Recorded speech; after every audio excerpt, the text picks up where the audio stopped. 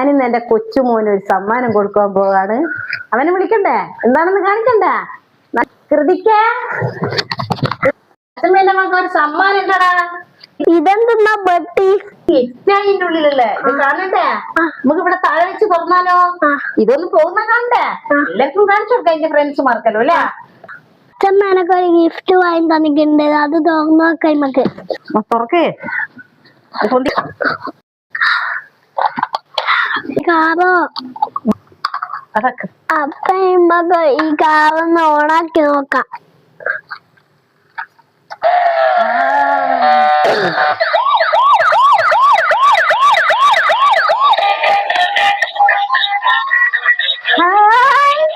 എങ്ങനെയുണ്ട്? സന്തോഷായ?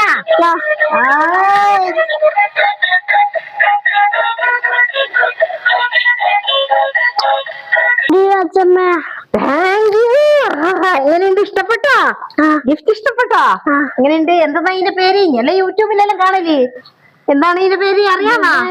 മുഖാട്ടിയാ.